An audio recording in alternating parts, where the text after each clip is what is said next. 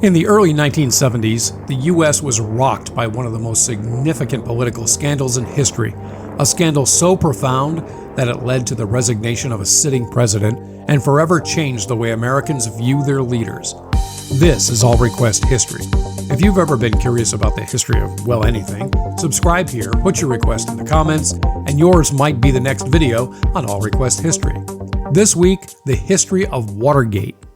1968 was an interesting time for the U.S. The Civil Rights Act was passed, Martin Luther King and Robert Kennedy were both gunned down, and the country lost more soldiers in 1968 than any other. Political unrest was on the minds of most, and the limited amount of news outlets were littered with bad news. U.S. citizens seemed to put their faith into the promises made to them by the Republican Richard Nixon.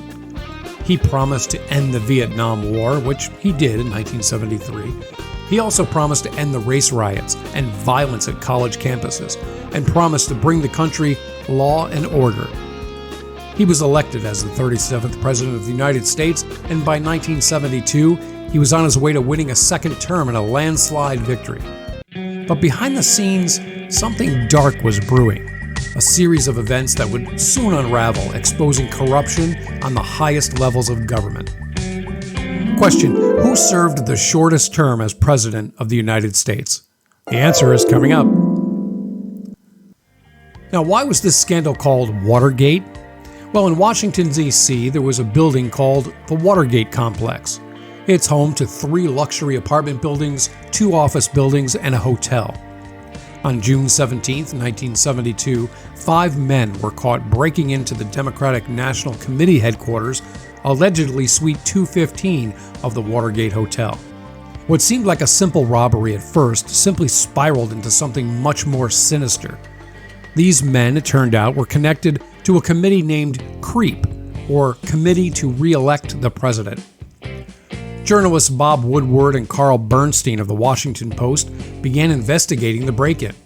After their first report, they received many bits of anonymous tips and hunches on political corruption. Their relentless reporting, fueled by information from a mysterious source later known as only Deep Throat, revealed all of the facts of the break-in. Woodward and Bernstein uncovered massive evidence of political espionage, sabotage, and cover-ups orchestrated by high-ranking officials in the Nixon administration. Turns out later in 2005, the identity of Deep Throat was revealed. It was the Associate Director of the FBI at the time, Mark Felt. Now, the investigation led to Senate hearings in 1973 where key figures from the Nixon administration testified. White House counsel John Dean famously declared, "There's a cancer on the presidency," pointing directly to Nixon's involvement in the cover-up.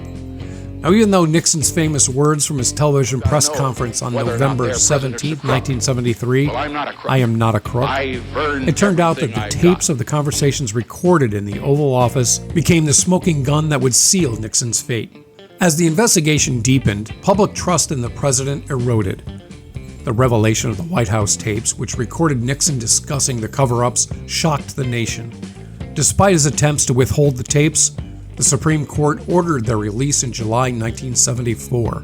On August 8, 1974, facing certain impeachment and removal from office, Richard Nixon became the first U.S. president to resign from the office of President of the United States. The next day, he left the White House in disgrace, transferring power to Vice President Gerald Ford, who later pardoned Nixon in an effort to heal the nation. Now, to answer our earlier question, the shortest term served as a U.S. president was rumored to be 1 day by David Rice Atchison in 1849. You see, President James Polk's term ended, and Vice President Zachary Taylor was not ready to take office yet. Although it was a newspaper headline that Atchison served only 1 day, there was absolutely no truth to this story. The real answer was the 9th U.S. president, William Henry Harrison. He died of the typhoid flu in 32 days after taking office, and Vice President John Tyler became his predecessor. And by the way, that was also the first time a vice president took office by replacing the president. Now, the Watergate scandal left an indelible mark on American politics. It led to new laws and regulations designed to increase transparency and limit the power of the presidency.